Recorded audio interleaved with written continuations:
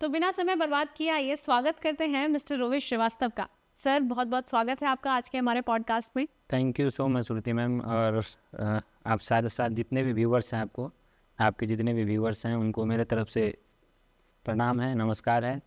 नाम रोहित कुमार श्रीवास्तव हुआ और बेसिकली मैं बिलोंग करता हूँ सिवान।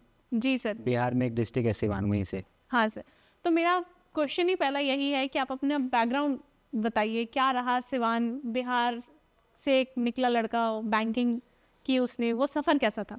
एक्चुअल में 2012 में मैंने अपने करियर का स्टार्टिंग किया था। 8 इयर्स अप्रॉक्स मैंने IDBI को दिया है दिल्ली में रजौरी गार्डन में, और 2 इयर्स डॉच बैंक, एक जर्मन बैंक है, उसको मैंने दिया। 2020 में मैंने डायरेक्ट सेलिंग में एंट्री हो गया था मेरा, और एक सज्जन थे उनके ऑब्लिगेशन में ही हुआ था। डायरेक्ट सेलिंग में सब लोग ऑब्लिगेशन में आता, किसी का इंटरेस्ट नहीं होता आज के डेट में डायरेक्ट सेलिंग आने का। 5 साल हो गया, 5 इयर्स हो गया मेरे को डायरेक्ट सेलिंग करते हुए। 2023 जैन में मैंने क्विट कर दिया था फुल टाइमर डायरेक्ट सेलर हूँ आज के डेट में। और डायरेक्ट सेलिंग करते करते आज के डेट में मैं world human right protection commission का नेशनल वाइस प्रेसिडेंट भी बना। राष्ट्रीय अशोका सम्मान अवार्ड भी मिला है मुझे। और डॉक्टर के फील्ड में काम करने से एक डॉक्टर का रेपुटेशन भी बिल्ड हुआ है, क्योंकि डॉक्टरेट अवार्ड भी मिला है। मेरे नाम क्या है, डॉक्टर भी अब लगा सकता हूँ। तो बहुत सारी उपलब्धियाँ हैं। 5 साल में टाइम फ्रीडम तो मेरे को मिला है। मनी फ्रीडम के ऊपर हम लोग अभी काम कर रहे हैं। तो सर, आपने 10 साल बैंकिंग को दिया, फिर डायरेक्ट सेलिंग आपने चूज़ की, ये टर्निंग पॉइंट क्या था लाइफ में? टर्निंग पॉइंट मैंने आपको पहले ही बताया है कि कुछ ना कुछ ऑब्लिगेशन होता है। और देखिए आज के डेट में सब लोग जॉब में हैं, जो 10 साल से 20 साल से हैं, 25 साल से हैं। अब उनका ग्रोथ का रेशियो देखिए पहले 6%, 7%। अगर आप जॉब क्विट करते हैं तो 20%, 30% का रेशियो जाता है। ओके। और अगर बात करें, हम लोग मिडिल क्लास फैमिली से हैं, ठीक है ना। तो एक मिडिल क्लास फैमिली को जॉब अगर नहीं हो पाता है तो वो क्या करेगा, बिजनेस करेगा। बिजनेस में बहुत पैसा इन्वेस्टमेंट है जी, ठीक है ना, और रिस्क फैक्टर भी है आज के डेट में। तो उन सब लोगों के लिए डायरेक्ट सेलिंग जो है वो बहुत अच्छा चीज़ है आज के डेट में, क्योंकि डायरेक्ट सेलिंग में मतलब आप समझिए कि किसी भी तरीके, किसी भी कैटेगरी का, किसी भी जाति धर्म, किसी भी कैटेगरी से लोग आ सकते हैं। एक गाना आपने सुना होगा ना कि काले गोरे का भेद नहीं, हर दिल पे हमारा नाता है। तो वो डायरेक्ट सेलिंग के साथ ही पॉसिबल है। एजुकेटेड लोग, अनएजुकेटेड लोग, किसी के पास टैलेंट होना चाहिए बस कन्विंस करने के लिए, डेडिकेशन होना चाहिए काम करने के लिए, वो सब डायरेक्ट सेलिंग में सक्सेसफुल हो सकते। तो उसी सोच के साथ डायरेक्ट सेलिंग में एंट्री हुआ था मेरा भी, और बहुत अच्छा काम चल रहा है। सर, एक बैंकिंग जैसा स्टेबल जॉब छोड़कर जब आपने डायरेक्ट सेलिंग चूज़ करी, उस वक्त मेंटल चैलेंजेस क्या थे आप?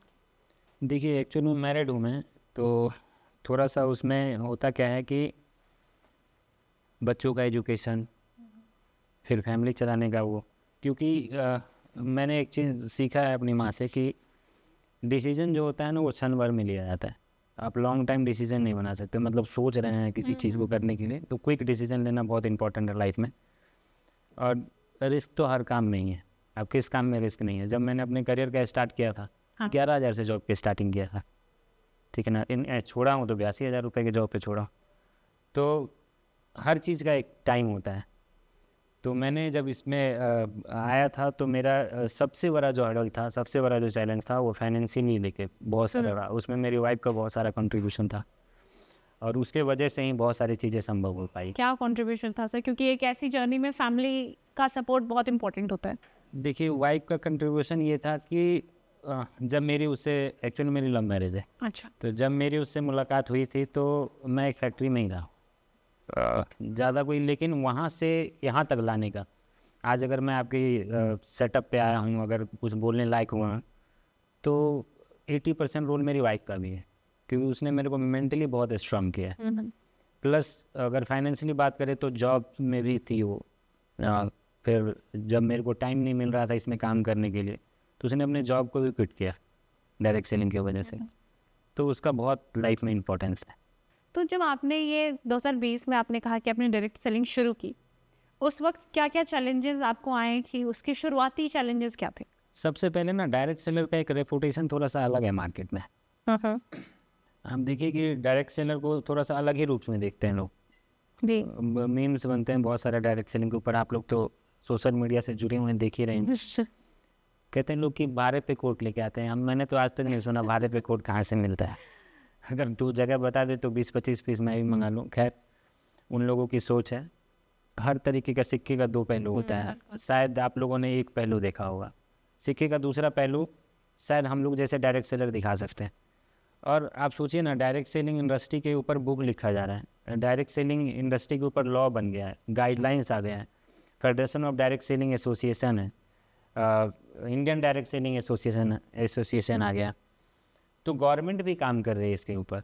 और जो भी अगर कोई इंडस्ट्री अगर एजुकेशन में इन्वॉल्व हो गया, जैसे सलोनी यूनिवर्सिटी आज की डेट में MBA इन डायरेक्ट सेलिंग करवा रहा है, तो ऑलरेडी वो बहुत चल रहा है काम में। तो हम लोग के लिए सबसे बड़ा चैलेंज यही था कि हम लोग जस्टिफाई कैसे करें डायरेक्ट सेलर, कि किसी को भी अगर बोलिएगा तो जैसे पहले एक इंश्योरेंस का काम हुआ करता था, इंश्योरेंस वाले आते लोग दरवाज़ा लगा देते थे, तो वही सिचुएशन डायरेक्ट सेलर का पहले था। अब बहुत सारी चेंजिंग हो रही है। तो सबसे पहला जो प्रॉब्लम हम लोगों को आया था कन्वेंस करने का लोगों को, ठीक है ना, वो धीरे धीरे चीज़ें क्लियर होती गई।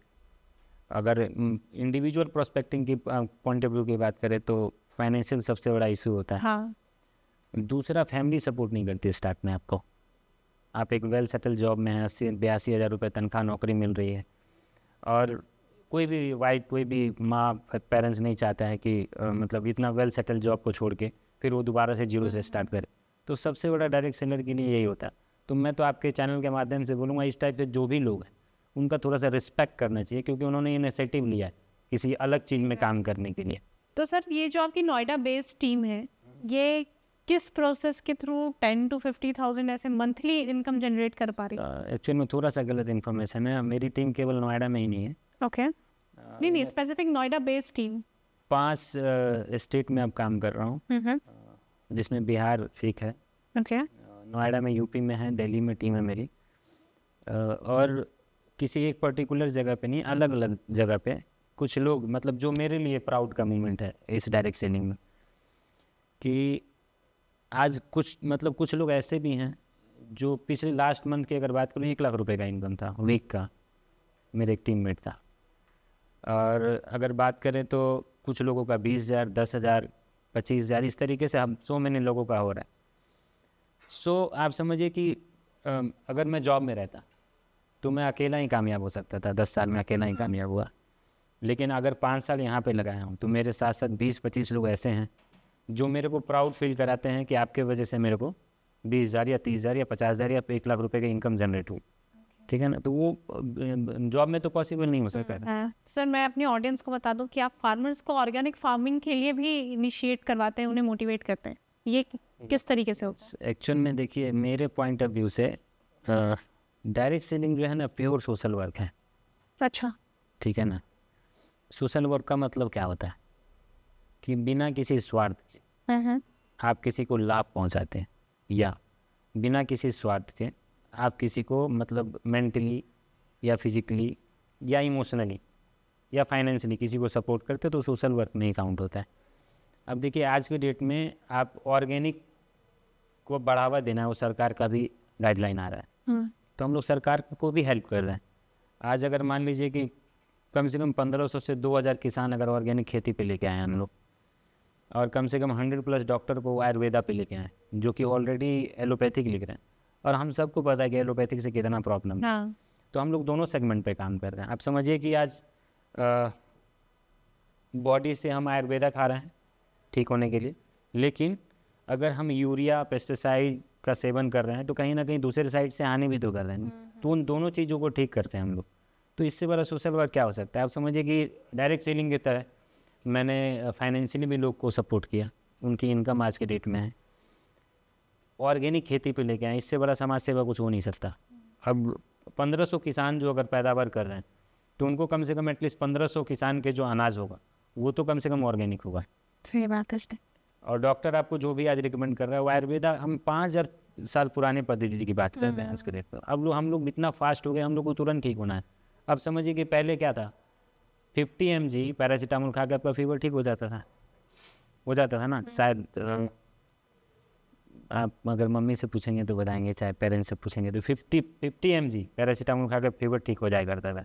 आज डोलो 650 आ गया। हाँ तो कहीं ना कहीं तो आपकी किडनी और उसको तो डैमेज करेगा ही ना। एग्जैक्टली। तो सर ये डॉक्टर्स को आप होम्योपैथी से लाइक एलोपैथी से होम्योपैथी में शिफ्ट कर रहे हैं, एलोपैथिक से आयुर्वेदा में, एलोपैथिक से आयुर्वेदिक में, होम्योपैथी भी नहीं। होम्योपैथी में। ओके तो ये सोच की शुरुआत कहाँ से हुई? एक्चुअल में देखिए, डायरेक्ट सेलिंग सब लोग बोलता है कि नेटवर्क बनाने का काम है, ठीक है ना। लेकिन नेटवर्क के साथ साथ मतलब पहला मतलब मेरे संज्ञान में, मेरे नॉलेज के अकॉर्डिंग और मेरे टीम के नॉलेज के अकॉर्डिंग, मैं पहला ऐसा व्यक्ति हूँ जो डायरेक्ट सेलिंग में ट्रेडिशनल मार्केटिंग करता हूँ। अब पूछिए कैसे? डायरेक्ट सेलिंग में क्या होता है? नेटवर्क बनाना। ट्रेडिशनल मार्केटिंग में क्या होता है? नेटवर्क बनाना। आज स्विगी, अमेजॉन, फ्लिपकार्ट ये सब क्या कर रही है? हाँ सब अपने ऑडियंस का सब नेटवर्क। अपना। आप क्या कर रहे हो? एग्जैक्टली। अभी तो नेटवर्क ही बना रहे हो ना।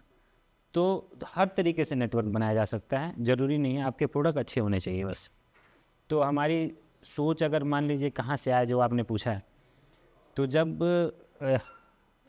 नॉर्मल व्यक्ति समझने के लिए तैयार नहीं होता ना, जब आपका प्रोडक्ट अच्छा होता है, तो एक डॉक्टर जो होता है ना, वो इंग्रेडिएंट पढ़ के आपको बता सकता है कि आपके प्रोडक्ट में कितना दम है, हाँ ठीक है ना। तो पहला डॉक्टर, दूसरा डॉक्टर, तीसरा डॉक्टर, जब कॉन्फिडेंस बिल्ड होता है तो आप कोई भी डॉक्टर के साथ बैठ के आप 1-to-1 करके आप क्लोज कर सकते हैं। और डॉक्टर का अगर सेगमेंट नेटवर्क बनाएंगे ना तो बहुत बड़ा, किसान से डायरेक्ट 1-to-1 बात करके करेंगे ना तो आपका ऑर्गेनिक बेस काम होगा, नेटवर्क भी आपका ऑर्गेनिक होगा, ठीक है ना। क्योंकि मेरा एक कहना है कि अगर इंसान मोटिवेट किसी से होता है ना तो डीमोटिवेट भी किसी से हो जाता है।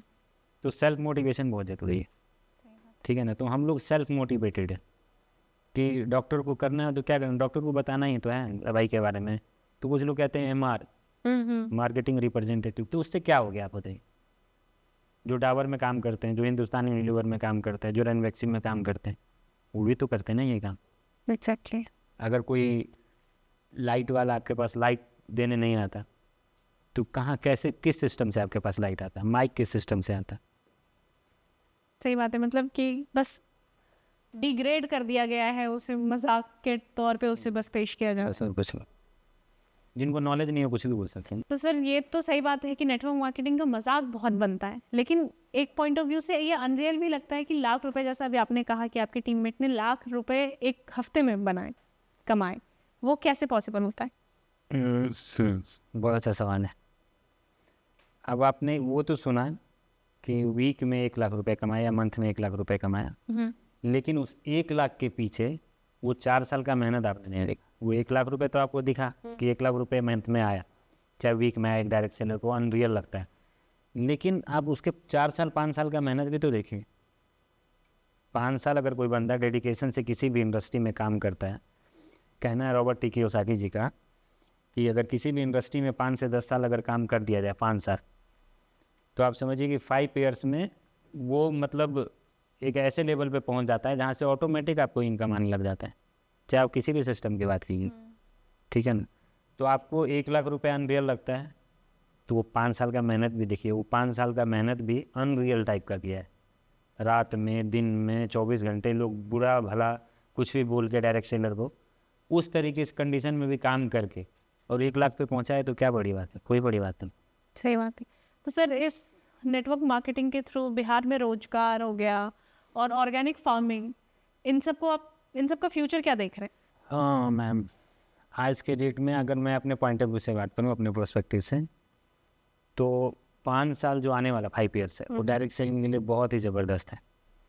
मैं ऐसा क्यों कह रहा हूँ? क्योंकि आप समझिए कि जो बहुत सारे सर्वे कंपनी का डाटा है, 3 करोड़ यूथ आने वाले डायरेक्ट सेलिंग में। और 2014 की मैं आपको बता रहा हूँ, 2014 में जब इसका इंडस्ट्री का साइज नापा गया था तो 14,000 करोड़ की कंपनी थी, जो मतलब इंडस्ट्री थी।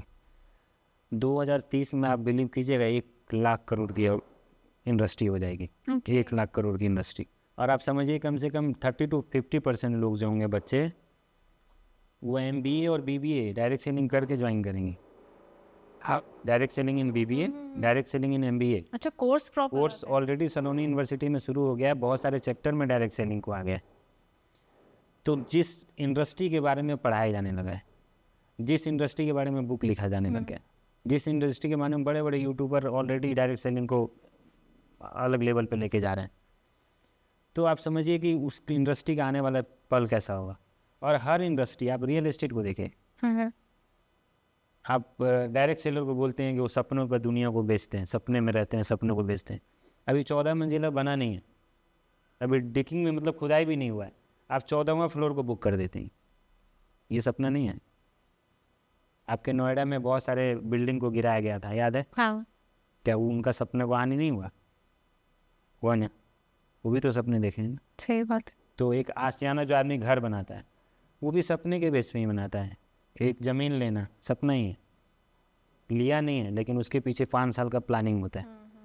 तो हर चीज़ में आपको टाइम तो देना पड़ेगा। तो sir, world human right commission ने आपको वाइस प्रेसिडेंट बनाया, इसके पीछे की कहानी क्या है? देखिए, जैसे कि आपको नाम से ही होगा, world human right protection commission एक विश्व मानव अधिकार सुरक्षा आयोग है, जो कि वर्ल्ड लेवल की ऑर्गेनाइजेशन है। वो सोशल वर्कर को ही ये सब चीज़ें देती है, ठीक है ना। तो हम पहले ऐसे डायरेक्ट सेलर हैं, मतलब पूरे हिस्ट्री में आज तक के, जिसको ह्यूमन राइट मानव अधिकार से नेशनल वाइस प्रेसिडेंट रिकमेंड किया गया। अब वो क्यों? देखिए, उसमें भी बहुत सारा चीज़ देखा जाता है कि आपको वे ऑफ टॉकिंग क्या है, आप किस तरीके से कन्वेंस करते हैं, आप उनके ऑर्गेनाइजेशन के लिए क्या वैल्यू रखते हैं, हाँ। क्या हेल्प कर सकते हैं उन लोगों को। तो ऑलरेडी तो हम लोग कर रहे हैं ना। अब ह्यूमन राइट्स क्या करना है? ह्यूमन राइट एजुकेशन में काम करती है, एग्रीकल्चर में काम करती है, मानव के अधिकार में जो भी काम होगा वो सारा काम करेंगे। एक आम आदमी की आवाज़ बन के ह्यूमन राइट्स आता है, जहाँ पे कोई नहीं सुनता है वहाँ पे ह्यूमन राइट खड़ा होता है। मैं अपनी ऑडियंस को बता दूं कि आपको भारत गौरव अवार्ड भी मिला है, वो क्या है सर, उसके बारे में भी कुछ बताइए। एक्चुअली में ह्यूमन राइट्स ने ही इसको रिकमेंड किया है। इनके दूसरे भी पहलू हैं जिसमें अवार्ड्स वगैरह करते हैं, भारत रत्न अवार्ड और बहुत सारी चीज़ें। तो उसमें राष्ट्रीय गौरव सम्मान अवार्ड मेरे को मिला है। वो भी 5 साल समझिए कि एथिकल तरीके से काम करने के लिए। 2 तरीके से काम होता है मार्केट में, एक होता है एथिकल, एक होता है नॉन एथिकल। इंडस्ट्री में भी कंपनी में एथिकल है और अनएथिकल है। तो एथिकल तरीके का मतलब किसी का 1 रुपये का इधर उधर नहीं। बहुत सारे टाइम में बहुत सारे मंथ में इनकम भी नहीं आया मेरे को। अब आप बिलीव ही नहीं करेंगे, साल बार इनकम नहीं आया। लेकिन फिर भी जॉब छोड़ने के बाद 1 साल किसी के पास इनकम नहीं है और सोशल वर्क कर रहा है कंटिन्यू। एग्रीकल्चर के पास, किसान के पास जाना, डॉक्टर्स के पास जाना, पैसा तो लगता ही कहीं भी जाने में। तो बिना अनकंडीशनल जिसको बोलते हैं ना, वो हम लोग सोशल वर्कर है। बिना किसी कंडीशन के ही काम करना। पैसा आ रहा है नहीं आ रहा है वो मैटर नहीं करता, आएगा पैसा। अब समझिए, बिजनेस आप करती हैं, बिजनेस के लिए आपको क्या क्या चाहिए? इन्वेस्टमेंट, एक्सपीरियंस, नॉलेज और रिस्क टेकिंग एबिलिटी। चलिए, आप बिजनेस में पैसा अरेंज कर ली, लोन ले ली, उसका नॉलेज भी हो गया, लेकिन जो फैक्टर होता है रिस्क टेकिंग एबिलिटी, उसको कैसे हटाएंगे? वो तो नहीं चला। तो मान लीजिए इतना अच्छा आप सेटअप बनाए, बहुत अच्छा सेटअप है आपका, कोई क्लाइंट नहीं आया, चाहे कोई ब्रॉडकास्टिंग आपने नहीं किया, तो मंथ में सही बात, लॉस हुआ ना, इनकम जीरो। तो सेल ही तो हो रहा है ना, हर जगह तो सेल है ना। कोई अपने एक्सपीरियंस को सेल कर रहा है, कोई अपने प्रोडक्ट को सेल कर रहा है, कोई अपने सोच को सेल कर रहा है, कोई अपने टाइम को सेल कर रहा है। सब लोग तो सेल ही कर रहे हैं। सेल इम्पोर्टेंट है, कितना अच्छा दुकान बना हुआ है वो इम्पोर्टेंट नहीं है। एक चाय वाला 500 चाय बेचता है, ठीक है ना, और एक कॉफ़ी शॉप वाला 10 को कॉफ़ी बेचता है दिन में, वो ज़्यादा कामयाब आदमी है। मैं हमेशा से एक चीज़ पूछता हूँ, आप 1 लाख रुपए महीना कमा रहे हैं और मैं 10,000 रुपये महीना कमा रहा हूँ। आप 1,000 रुपये बचा पा रही है, मैं भी 1,000 रुपये बचा रहा हूँ। बताइए कौन सा अमीर? तो सेविंग इम्पोर्टेंट है, कमाई इम्पोर्टेंट नहीं है ना। उसी तरीके से सेल इम्पोर्टेंट है। तो डायरेक्ट सेलिंग में क्या है, आप छोटे से छोटे अमाउंट से आप काम शुरू कर देते हैं, है ना। और इन रिस्क के नाम से जीरो है। जो आप प्रोडक्ट आपको दिया जाता है वो आपके वर्थफुल प्रोडक्ट है, आप यूज़ करके ठीक हो सकती हैं। बहुत सारी बीमारियों में, खेती में, हर तरीके से यूज ले सकते हैं उसको। रिस्क फ्री मतलब समझिए काम है। और सेल करना है तो हम डायरेक्ट सेलिंग में क्यों ना सेल करें जहाँ पे रिस्क ही नहीं है? क्यों इतना बड़ा हम सेटअप बनाएंगे? तो लेकिन सर ये एक इंस्टेबिलिटी नहीं होती डायरेक्ट सेलर्स की लाइफ में कि कोई इनकम फिक्स्ड नहीं है, वो मैनेज करना डिफिकल्ट नहीं होता? मैम फिर बहुत अच्छा सवाल है, आप समझिए बातों को। दुनिया का कौन सा ऐसा बिजनेस है जिसमें फिक्स इनकम है, बताइए। वो तो कोई नहीं है। जहाँ पे आपके टाइम को, आपके एक्सपीरियंस को खरीदा जा चुका है, वहाँ पे आपको फिक्स इनकम मिलेगा। कभी भी नोट कर लीजिएगा, वहीं पे आपको फिक्स इनकम मिलेगा, क्योंकि आपने 8 घंटा 12 घंटा खरीद लिया आपको। हाँ। जहाँ पे आपको किसी को कोई खरीदार नहीं है ना, मतलब कोई आप सेल नहीं किए किसी को ना, वहाँ पे हमेशा ही इनकम फ्लैक्चुअल करेगा ही करेगा। आज आप किसी भी बिजनेस में जाइए, क्या धीरू भाई अंबानी साहब का, चाहे अंबानी साहब का बिजनेस डाउन और अप नहीं होता? बताइए कौन सा बिजनेस में फिक्स होता है? एक पान की गुमटी वाले का भी फिक्स नहीं होता। तो हमारे बिजनेस में क्यों अलग है? हाँ, बट आपके केस की अगर बात करें तो एक बैंकिंग का स्टेबल जॉब जिसमें आपको पता है कि इतना फिक्स्ड इनकम आना ही है मंथ एंड में, और अब पता नहीं कि साल भर इनकम आएगा या नहीं। एक पहलू आपने देखा 80,000 82,000 रुपये तनख्वाह नहीं है, लेकिन एक पहलू आपने ये नहीं देखा, मेरी बेटी अभी 9 साल की हुई है, जॉब छोड़े तो मेरे को 3 साल लगा। मेरी बेटी जब सो जाती थी तब मैं पहुंचता था, और जब मेरी बेटी उठती थी उससे पहले मैं निकल जाता था। अपने फैमिली को टाइम कहाँ दे पा रहे हो? एटलीस्ट कम से कम हम टाइम तो फ्रीडम पा लिए ना इस हाँ, से। टाइम की आज कहीं भी जाना हो, किसी से मेरे को परमिशन लेने की ज़रूरत नहीं है। तो पहला 5 साल मैंने काम किया, पूरा प्लानिंग के साथ काम हो रहा है मेरा, मतलब हवा में कोई काम नहीं कर रहा हूँ। 5 साल टाइम फ्रीडम के पीछे लगा, अभी टाइम फ्रीडम पूरा मेरे पास है। अगले 5 साल मनी फ्रीडम के पीछे लगना है हम लोगों को, तो वो भी अचीव कर लेंगे। तो सर आपको क्या लगता है कि कौन सी कंपनीज ऐसी हैं जो जेन्युइन और एथिकल डायरेक्ट सेलिंग फॉलो करती है? ये बहुत सारी कंपनी है, जैसे मैं जिसमें हूँ MI lifestyle marketing global private limited, ethical company है। अगर बात करें हम RCM, Vestige, AWPL, okay life, कुछ ऐसी कंपनियां हैं जो एथिकल तरीके से काम कर रही है, ठीक है ना, और अच्छा काम कर रही हैं इंडस्ट्री में।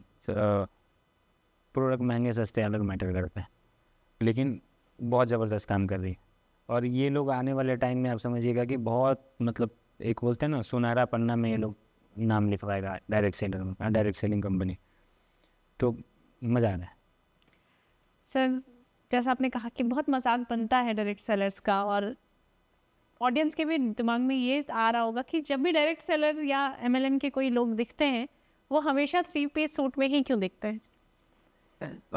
ये भी बहुत अच्छा सवाल पूछा आपने। डॉक्टर अगर अपना कोट ना पहने वाइट कलर का, वकील अपना ब्लैक कलर का कोट ना पहने, वकील कहलाएगा? नहीं कहलाएगा। दूसरा, आज आप समझिए, कोई आप किसको अपने घर में बुलाना चाहते हैं?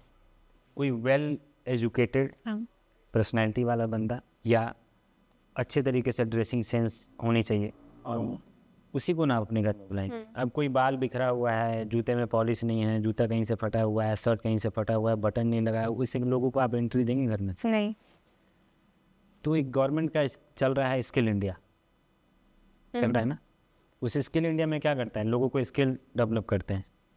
सबसे पहले स्किल में क्या होता है? Personality development. अगर मैं 3 पीस सूट में आपके पास नहीं बैठा रहता, लुंगी में आता, बिहार में लुंगी चलता है ना, और एक गमछी रख के आता, लुंगी पहन के आता, तो आपको अनकंफर्टेबल फील होता है कि नहीं होता? मतलब आपसे पूछ रहा हूँ, होता ना फील? तो हम लोग तो यही सिखाते हैं ना कि कहीं भी जाओ, देखिए बिजनेसमैन बनने से पहले बिजनेसमैन की तरह दिखो तो सही, जब फील आएगा तभी तो बनिएगा। कुछ लोग कहते हैं मैं ये बन जाऊँगा तब मैं कोट पैंट पहनूँगा। अरे आपकी रिक्वायरमेंट अभी की है, आप 1 to 1 अब जा रहे हो ना लोगों के पास, जब बन जाओगे तो जाने की ज़रूरत ही नहीं है। जब आपका नेटवर्क इतना बड़ा बन जाएगा तो आप हर किसी के पास जाने की ज़रूरत तो है नहीं। लेकिन अभी आप इनिशियल स्टेज में आपको 1 to 1 जाना है, तो अभी आपको पर्सनालिटी को इम्प्रूव करना पड़ेगा ना, बाद में क्यों करना पड़ेगा? तो एक स्किल इंडिया में यही सिखाया जाता है, पर्सनालिटी डेवलपमेंट। हम भी सबसे पहले पर्सनालिटी डेवलपमेंट ही करवाते हैं। अच्छा, तो सर आपको डायरेक्ट सेलिंग के जो लास्ट 5 साल बीते हैं 2020 से 2025 जिसके आप पार्ट रहे हैं, आपने क्या ग्राफ देखा है, हाई लोज क्या थे डायरेक्ट सेलिंग के? मैम GDP की बात करें, हर साल पहले साल से ज़्यादा कंट्रीब्यूशन जीडीपी में डायरेक्ट सेलिंग करा है, डायरेक्ट सेलिंग इंडस्ट्री में। और ऐसा क्यों बोल रहा हूँ मैं, हम लोग इथिकल इनकम भी कमाते हैं, अच्छा। Actual income. आप समझिए कि अगर एक शॉप पे कोई काम कर रहा है कोई लड़का, उसको क्या सैलरी मिल जाएगा, वो टीडीएस वगैरह तो नहीं कटेगा ना। हम लोगों का प्योर टीडीएस कटने के बाद, सर्विस चार्ज कटने के बाद, गवर्नमेंट के सारे नॉर्म्स मतलब कंप्लीट होने के बाद, अगर कोई प्रोडक्ट खरीद रहे हैं तो जीएसटी देने के बाद, वो सब चीज़ को फिलफुल करने के बाद हमारे पास प्रोडक्ट भी आता है और इनकम भी आता है। तो हमारे थ्रू सबसे ज़्यादा जीडीपी जाएगा के रेट में, जीडीपी में ग्रोथ मिलेगा, गवर्नमेंट को टैक्स जाएगा। तो हमारे इंडस्ट्री को तो मैं तो बोलता हूँ गवर्नमेंट से भी हाथ जोड़ के विनती है, और ख़ास करके बिहार लेवल पे, क्योंकि अगर इंडिया में 500 कंपनी है तो बिहार में 5000 कंपनी है। अच्छा। वहाँ पे पैरेटेड बहुत जल्दी होता है हर चीज़ का, किसी भी चीज़ को डायरेक्ट सेलिंग में इन्वॉल्व कर देते हैं। खैर धीरे धीरे नॉलेज बढ़ रहा है लोगों का। तो गवर्नमेंट से भी बोलूँगा कि बिहार में भी डायरेक्ट सेलिंग को थोड़ा सा अलग लेवल पे काम करने के लिए सोचें, क्योंकि ये इंडस्ट्री बहुत, मतलब समझिए कि प्योर इंडस्ट्री है। अब हर डायरेक्ट सेलर यही बोलेगा, लेकिन वो आप लोगों को देखना है कि कैसे प्योर है।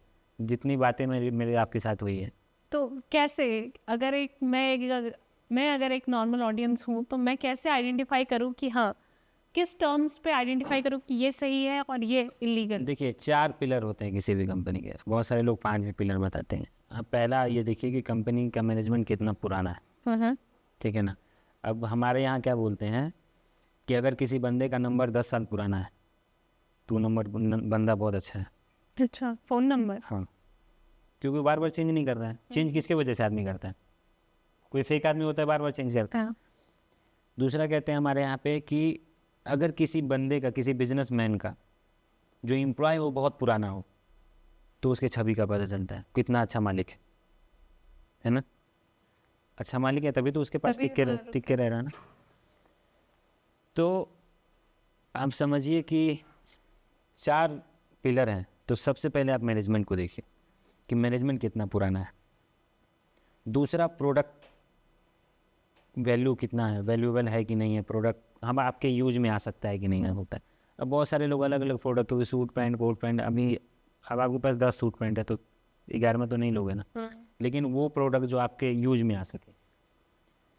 बहुत सारी बीमारियां हैं और हम लोग आज वेलनेस, थैंक्स मतलब डायरेक्ट सेलिंग की, हम लोग वेलनेस इंडस्ट्री में हैं। और 2 तरीके का इंडस्ट्री होता है, इलनेस और वेलनेस। तो हम लोग वेलनेस में बीमारी से पहले भी आप बहुत सारी चीज़ों को यूज़ कर सकते हैं। अच्छा। ताकि आपको बीमार ना पड़े। तो वो प्रोडक्ट भी आप सेलेक्ट कर सकते हैं, देख सकते हैं कौन सी कंपनी में अच्छे प्रोडक्ट है। तीसरा, उसका प्लान कितना ज़बरदस्त है, इजी गोइंग है कि नहीं, टिप्स पे आपको याद हो जा रहा है कि नहीं, ठीक है ना। और 5वां, कंपनी का रेपुटेशन, प्रमोटर्स कैसे हैं। ओके।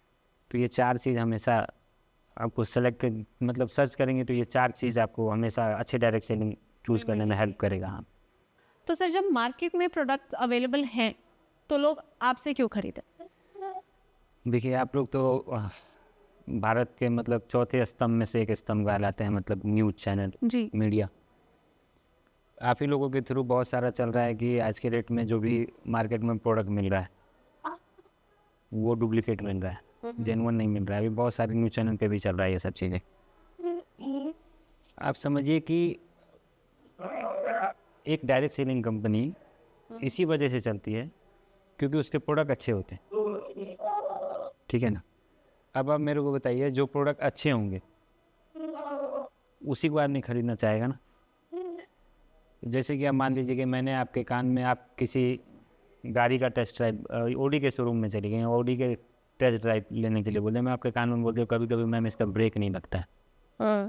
अब बताइए ऑडी कितने करोड़ की है, लेकिन आपके दिमाग में क्या आ गया, इसका ब्रेक नहीं लगता है, तो आप कभी टेस्ट ड्राइव करोगे? नहीं करोगे ना। तो सेम उसी तरीके से जब आपके दिमाग में बार बार सोशल मीडिया से आ रहा है कि ये प्रोडक्ट अच्छे नहीं है, प्रोडक्ट ख़राब हो रहे हैं, मार्केट में ऐसे दूध नहीं मिल रहे हैं, तो ऑप्शन लोगों के पास बस क्या रहा है, डायरेक्ट सेलिंग हमेशा अच्छे प्रोडक्ट पे ही काम करता है। क्योंकि वो आपके और मेरे बीच में, जैसे मान लीजिए कि अब मैं किसके पास जाऊंगा डायरेक्ट सेलिंग को लेकर, प्रोडक्ट सेल करने के लिए अपने रिलेटिव के पास। तो प्रोडक्ट अच्छे इसलिए बनाए जाते हैं कि आप हमेशा उन लोगों के बीच में रहते हैं। प्रोडक्ट की वजह से आपके रिलेशन में कोई प्रॉब्लम नहीं आना चाहिए, चाहे वो बंदा ये ना बोले कि प्रोडक्ट काम नहीं किया। तो कोई भी डायरेक्ट सेलिंग कंपनी का प्रोडक्ट बहुत अच्छा होता है, इस वजह से डायरेक्ट सेलिंग का प्रोडक्ट हमेशा ही लोगों को यूज़ करना चाहिए। तो सर नॉर्मल मार्केट में और डायरेक्ट सेलिंग की जो सेटअप्स होती है उसमें फंडामेंटल डिफरेंस क्या होता है? तो समझिए आप, अगर मैं अपनी एज की बात करूं तो 42 ईयर्स मेरा एज हो गया। 42 साल से मैं अलग अलग कंपनी का प्रोडक्ट दे रहा हूँ। किसी कंपनी ने ये बोला और प्रोडक्ट ले भी रहा हूँ और बहुत लोगों को रिकमेंड भी कर रहा हूँ। आज हल्दीराम किसी ने बनाया? हम लोगों ने। किसी मूवी को रिव्यू दे के सुपर हिट बना देते हैं।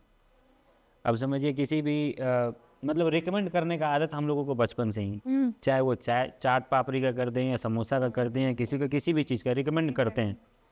आज तक रिकमेंडेशन का कोई पैसा मिला हम लोगों को? अगर कोई मेरे से पूछ दे कोट अच्छा लग रहा है कहाँ से लाना, मैं दुकान का नाम बता दूंगा, वहाँ से कोट 3-4 लोग खरीद लेंगे। क्या वो कोट पैंट वाला मेरे को 1 रुपये में देगा? नहीं देगा। डायरेक्ट सेलिंग वो अपॉर्चुनिटी देता है आपको कि आप इतने दिन तो प्रोडक्ट ले रहे हो हमसे, अगर यूज करते हो प्रोडक्ट तो उसके साथ साथ एक बेनिफिट आपको ये भी मिलेगा कि हमारे प्रोडक्ट को आप रिकमेंड करेंगे तो आपका उसका बेनिफिट मिलेगा। क्यों नहीं करना चाहिए? बिल्कुल सर, मतलब ये पर्सपेक्टिव सेट करने की जंग है कि हम अच्छा सेट कर रहे हैं, बुरा सेट कर रहे हैं। तो सर कुछ फ्यूचर के डायरेक्ट सेलर्स भी हैं जो इस वक्त आपका पॉडकास्ट सुन रहे हैं, आपको सुन रहे हैं, उनके लिए आपका मैसेज क्या होगा? देखिए उससे पहले एक लाइन मैं और बोलूँगा, आगे तक जितनी भी बातें नहीं, कुछ लोगों का थैंक यू करना बनता है इस इंडस्ट्री में, क्योंकि हमारे यहाँ रिगार्ड बहुत केयर करते हैं लोगों का। और मेरी ज़िंदगी का फिलॉसफी है कि अगर आपकी लाइफ में अगर कोई एक पैसे का या 1 सेकंड का भी अगर कोई कंट्रीब्यूशन किया है अपनी लाइफ में तो उसके बारे में थोड़ा सा ज़रूर उसको, तो सबसे पहले मेरी वाइफ है, उसको थैंक यू बोलना चाहूँगा। दूसरा मेरी टीम जो आज के डेट में पूरे इंडिया में अलग अलग डिस्ट्रिक्ट में काम कर रही है।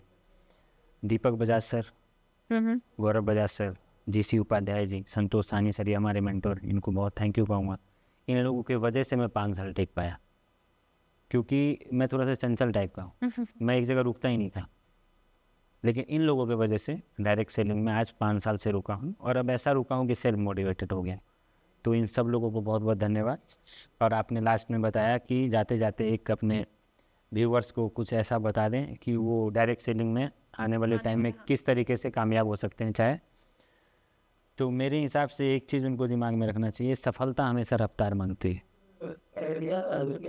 अब वो कछुआ और खरगोश वाला टाइम ख़त्म हो गया, ठीक है ना, कि सो के उठेंगे।